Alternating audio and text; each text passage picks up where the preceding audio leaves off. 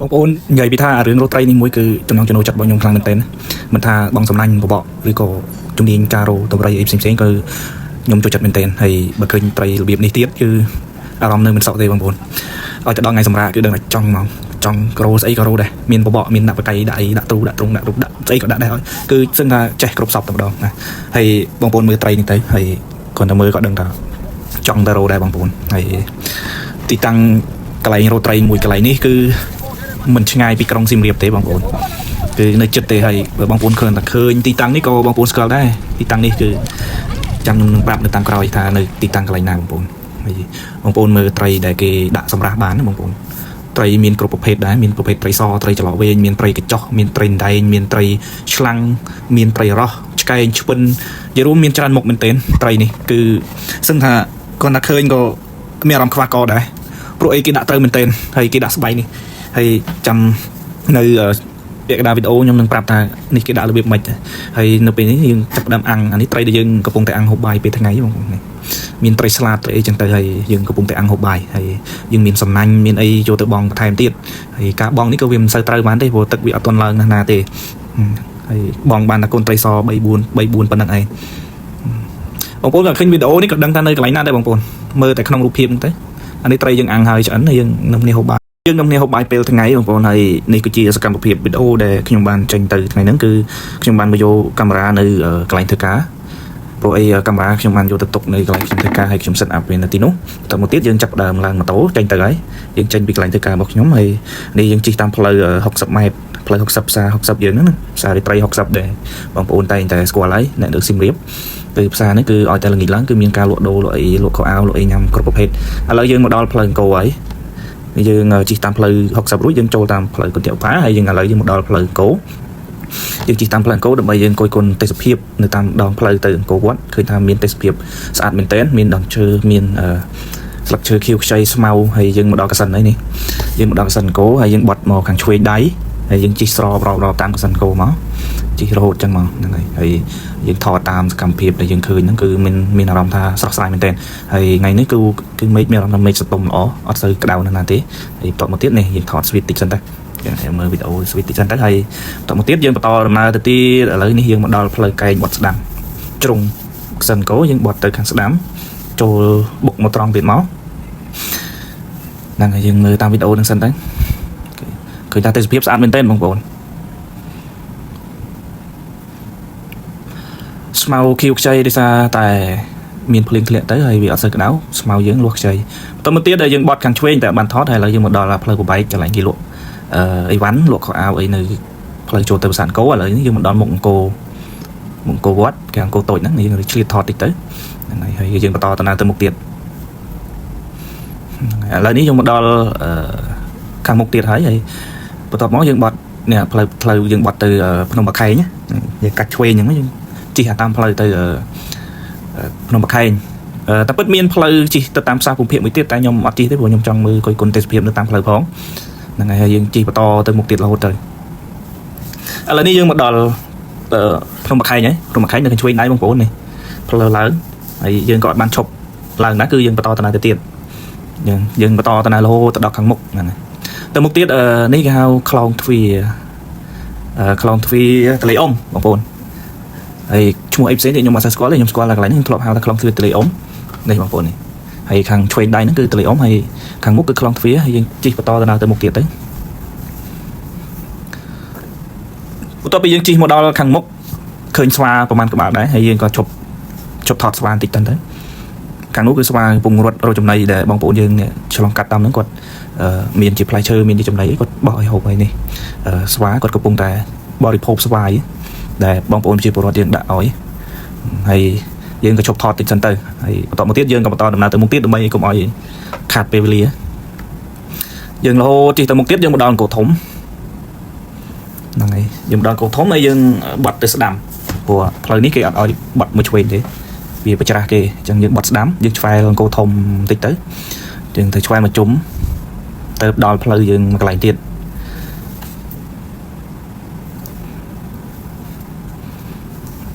យើងអង្គុយគុណទេសភាពសិនទៅបងប្អូនយើងអត់ប្រហែលនិយាយអីទៀតទេយើងគាត់អង្គុយគុណទេសភាពមើលទេសភាពតាមផ្លូវអង្គរធំហ្នឹងទៅហើយ តិចទៀតដែលយើងនឹងទៅដល់ផ្លូវមកកន្លែងទៀតនៅកន្លែងនេះមានផ្លូវបត់ស្ដាំមួយទៀតតែយើងអត់បានទៅផ្លូវហ្នឹងទេហើយយើងវាំងទៅបែកខាងលិចបន្តិចទៀតយើងជិះឃើញថាទេសភាពស្អាតមែនទែនបងប្អូនមើលគឺស្មៅខៀវខ្ចីហើយបូករួមទាំងដើមឈើស្រស់ល្អហើយបូករួមទាំងអង្គរវត្តដ៏ស្រស់ស្អាតរបស់យើងមើលទៅគឺ fresh មែនទែនឥឡូវយើងឆ្វែលនិយាយចូលចិត្តមួយជុំណាយើងឆ្វែលមកយើងដល់ផ្លូវមួយទៀតនេះគឺផ្លូវដែលត្រូវទៅទីតាំងកន្លែងដែលយើងត្រូវរកត្រីដូចឃើញខាងដើមវីដេអូអញ្ចឹងនេះយើងបត់ស្ដាំតពីបត់ស្ដាំមកយើងឃើញស្វាឃើញមានស្វាយើងក៏ឈប់ថតបន្តិចទៀតដែរទៅវាកំពុងតែបរិភោគចំណីដែលបងប្អូនប្រជាពលរដ្ឋយើងបានឲ្យវាហើយយើងក៏ថតបានបន្តិចយើងក៏ហួសទៅទៀតជិះបន្តទៅទៀតហើយក៏ឆ្លៀតស្វីតបន្តិចសិនទៅបងប្អូនកុំចំណែនឬក៏កុំជ្រេញអីយើងស្វីតបន្តិចសិនទៅ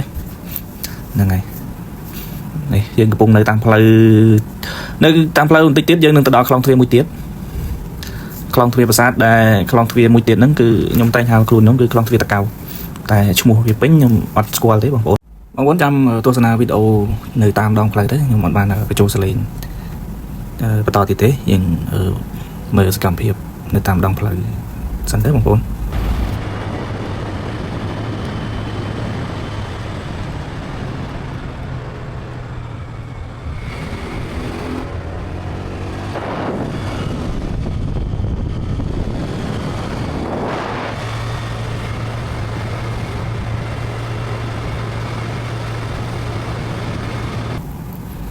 បន្ទាប់ពីយើងជិះហួសខ្លងទ្វារនឹងឆ្ងាយបន្តិចមក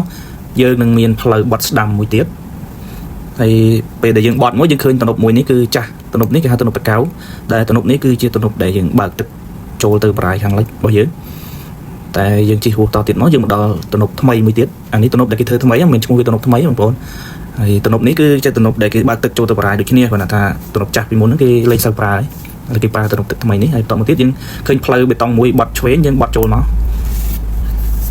តាមផ្លូវនេះគឺផ្លូវយើងទៅបរាយដូចគ្នាគាត់ថាបរាយខាងជើងនេះខ្ញុំជិះរហូតជិះមកដល់ហើយតាមផ្លូវនេះឆ្លងកាត់ភូមិគូបេងហើយរហូតមកដល់ភូមិគោកថ្នោតហើយភូមិគោកថ្នោតនេះគឺជាភូមិកំណើតរបស់ខ្ញុំនឹងឯងបងប្អូនខ្ញុំបានកើតនៅទីនេះហើយជាស្រុកកំណើតរបស់ខ្ញុំហើយនេះផ្ទះឪពុកម្ដាយរបស់ខ្ញុំគាត់លក់បញ្ឆែវគាត់បងប្អូនបើសិនជាបងប្អូនបានមកលេងបរាយខាងជើងហើយជិះតាមភូមិគោកថ្នោតហ្នឹងណាបងប្អូនកុំភ្លេចកន្លែងបញ្ឆែវឪពុកម្ដាយរបស់ខ្ញុំគាត់លក់បងប្អូនអាចកំងយកទៅហូបនៅមិត្តទឹកបរាយបានណាបងប្អូនហើយទីតាំងរបស់គាត់នេះគឺនៅជាប់នឹងផ្លូវឡើងទៅសាលាបឋមសិក្សាគូថ្នោតទេបងប្អូនហើយមិញគឺជាក្រុមការងារបើន័យថាធីមរបស់យើងដែលយើងមកថ្ងៃនេះដើម្បីមកជួយលើកសម្រាប់គ្នានឹងឯងហើយនេះគឺខ្ញុំកំពុងតែរៀបចំបាយទឹកដើម្បីឲ្យយើងចុះទៅប្រតិបត្តិការលើកសម្រាប់ហើយនេះបងអូនគាត់លើកមកសម្រាប់មុនគាត់បានគូសំដែរអាធំគេបែងចែកគ្នាអស់ហើយនៅតែទូចគាត់យកធ្វើប្រហិតបងប្អូនធីមយើង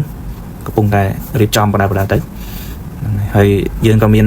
ដូរជាជា4-10កំប៉ុងទៅយើងដើម្បីជាការកំសាន្ត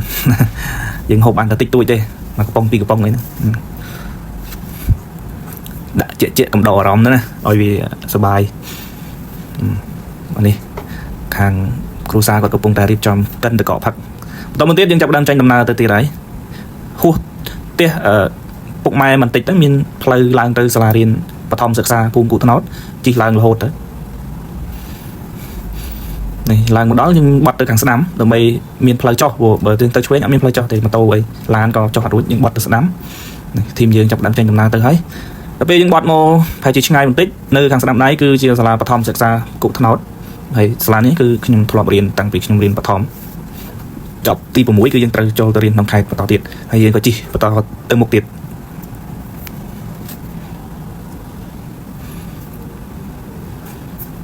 ទីឡូតចម្ងាយយើងឆ្ងាយគួរសមដែរយើងនឹងឃើញផ្លូវចុះទៅខាងក្រោមហើយយើងក៏ចាប់ដើមចុះទៅផ្លូវនេះយើងអាចចុះបានទាំងឡានទាំងម៉ូតូណាបងប្អូនចង់មកលេងអាចមកបានឡានក៏មកបានម៉ូតូក៏មកបានហើយនៅខាងនេះគឺបរាយដូចគ្នាគាត់ថានៅទីនេះគឺបរាយខាងជើងគឺនៅភូមិស្រុកកំណើតរបស់ខ្ញុំតែម្ដងហើយឧបករណ៍យើងរៀបចំនឹងមានឆាត់មានសម្ភារៈទឹកផឹកអីត្រឹមត្រូវអស់ហើយយើងរៀបចំមកដើម្បីយើងពេលដែលយើងលើកសម្រាប់បានត្រីយើងរៀបចំអាំងហូបនៅទីនោះតែម្ដង ហើយយើងអាចបានឈប់នៅកន្លែងក្រោមដើមឈើទេបើយើងឈប់កន្លែងក្រោមដើមឈើគឺវាតិចប៉ុន្តែវាឆ្ងាយពីមាត់ទឹកដែលយើងត្រូវទៅលើសម្រាប់អញ្ចឹងយើងក៏យកឆាត់មួយទៅបោះដើម្បីជាម្លប់នៅឯមាត់ទឹកតែម្ដង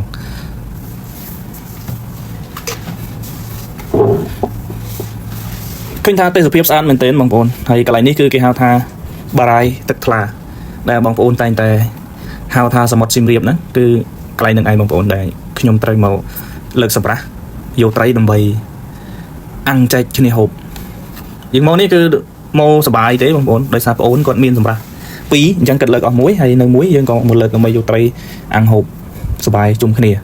នេះឥឡូវយើងមកដល់ទីតាំងដែលយើងត្រូវបោះឆាត់ហើយយើងចាប់ដើមបោះនៅមាត់ទឹកហើយដល់ពេលដែលយើងបោះរួចអីរួចស្រាប់តែមេឃរះថ្ងៃហ្មងបងប្អូនរៀងក្តៅបន្តិចតែមិនជាបញ្ហាទេព្រោះវាមានខ្យល់មានអីសបាយនៅទីនោះតែម្ដងនេះមានអ្នកឆ្លៀតបើកឲ្យឃើញអាជាក់ហ្នឹងទៀតនេះយើងចាប់ដើមបោះឆាត់ហើយ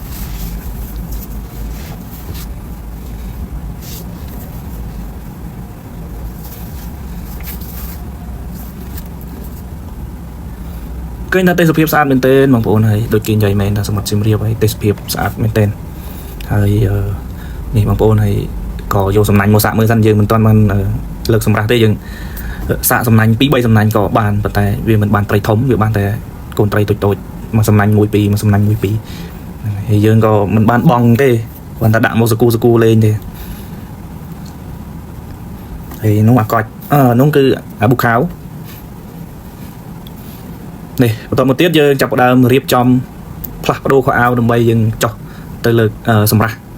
ដែលនៅសល់មួយដែលបងប្អូនក៏ទុកហ្នឹងទុកឲ្យយើងលើកណាយើងចាប់ដើមចោះទៅហើយទឹកអត់ជ្រៅទេបងប្អូនទឹកត្រឹមចកេះអីហ្នឹងវាអត់បញ្ហាទេ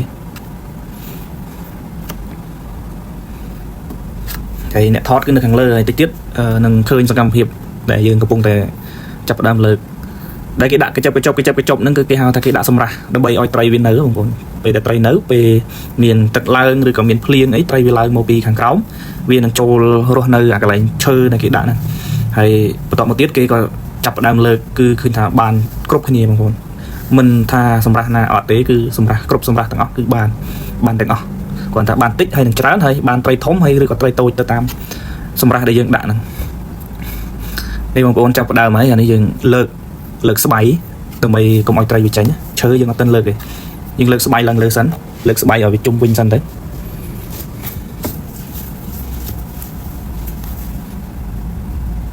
ស្បៃនេះគឺគេដាក់ក្រាលពីក្រោមហើយនេះអ្នកអង្គុយចាំត្រីនេះអង្គុយចាំហូបត្រីអ្នកប្រកាត់ភ្លើងនេះសកម្មភាពដែលកាមេរ៉ាគាត់ចាប់ដើមទៅថតទៅផ្ដិតយកសកម្មភាពដែលក្រុមការងារបានលើកសម្រាប់ហ្នឹងយើងដកអស់មួយចំនួនហើយឈើនៅខាងក្នុងឈើគឺយើងដាក់ច្រើនមែនទែនកាលណាដាក់ឈើដាក់ច្រើនត្រីចូលកាន់តែច្រើនគឺសម្រាប់នេះបើយើងរើតែម្នាក់ឯងរើមិនងាយរួចទេមួយថ្ងៃក៏អត់រួចដែរព្រោះអីវាធំវាមិនធំណាស់ទេវាធំគួរសមហើយអានេះត្រីលោតបងប្អូនដោយសារតែស្បៃយើងហ្នឹងវាទាបពេកហើយប្រភេទត្រីរ៉ស់ត្រីឌៀបត្រីឆ្ពិនឆ្កែងហ្នឹងវាលោតផុតចង់នាំគ្នាកាក់នាំគ្នាលើកឲ្យខ្ពស់តិចទៀតតែនៅតែមិនបានផលគឺវាលោតចេញទៅបាន 2-3 ត្រីហើយឈើយើងដកអស់បានស្ទើរតែពាក់កណ្ដាលហើយពេលដែលយើងកំពុងថតនេះហើយឥឡូវយើងចាប់ដើមដកវាបន្ថែមយើងរើវាចេញអស់រួចបន្ទាប់មកយើងក្តោបវាយើងក្តោបស្បែកនឹងជិតចាប់ដើមយើងអូសឡើងទៅលើគោកហើយអ្នកក្រោយគាត់ចាប់ដើមកជ្រោកកុំឲ្យមានផកនឹងជាប់នេះជាសកម្មភាពដែលយើងលើកសម្រាប់បងប្អូនហើយនេះក្រុមការងារយើងដោះអាវរៀងសិចស៊ីតិចបងប្អូនខ្ញុំប្រកាន់អីព្រោះអត់បានដាក់អាវទៅស្គូដាក់តខោភ្លេចដាក់អាវទៅនេះមេចាប់ដើមរះថ្ងៃក្តៅដល់ហើយបងប្អូននៅក្នុងទឹកផងមានអីក្តៅឈួលឡើងមកវិញមុខលើខ្មៅងិតហើយអត់បានលាបអីការពារមុខឡើងមកលើគោកវិញមុខលើខ្មៅនេះបងប្អូនចាំស្ដាប់សលេងក្រុមការងារយើងលើកសម្រាប់តិចទៅមិនទេរួចតែ2ដល់អត់មកទេហ៎នេះនឹងសាក់ហើយរួចហើយអស់ហើយនៅទៅណាយីតំអ្នកកផតយីចាំហ្នឹងចាំបាត់នេះជួបដែរកូនពេក Rơi cho nó ót lên luôn âm ó. Lọp thì vào mình cổ cũng lên góp Ô thằng chơi này hack tay. thì chẳng lên góp Rồi bốc ba mà rồi. Tay lô âm. Nó trơn. Bây giờ Ngon sao ta nơi ra có ló Bạn tóc đi thưa bạn ta mình lột lịch đong đây.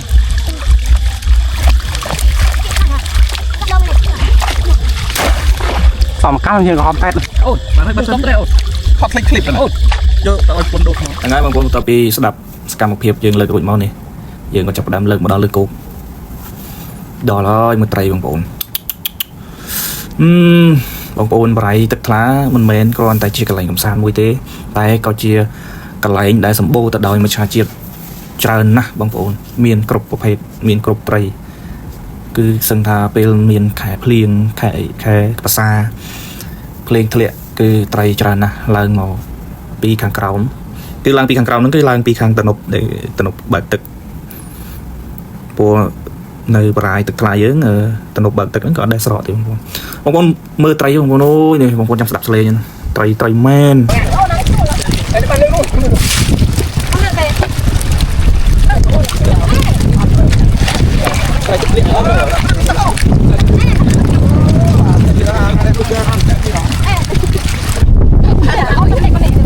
Quả bự nó chọc đó cổ cái chọc này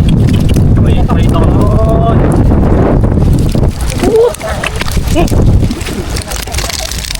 Quả đi thục cái thôn nó đôi thôn này thôn bị sập mong mai nó lọt một tao này បន្ទាប់ពីបងប្អូនបានឃើញត្រីដ៏ច្រើនសម្បើមហ្នឹងហើយនេះគឺជាសកម្មភាពដែលយើងអាំងហូបបាយបងប្អូនហ្នឹងហើយអរគុណបងប្អូនដែលបានស្ដាប់នៅវីដេអូយ៉ាងរដិបរដប់យ៉ាងមិនព្រោះតែបងប្អូនសូមកុំប្រកាន់អីនេះគឺជាលើកដំបូងហើយដែលខ្ញុំបាទបញ្ចូលសំឡេងនៅវីដេអូដ៏ច្រើនសម្បើមនេះអរគុណបងប្អូនជួយ like and follow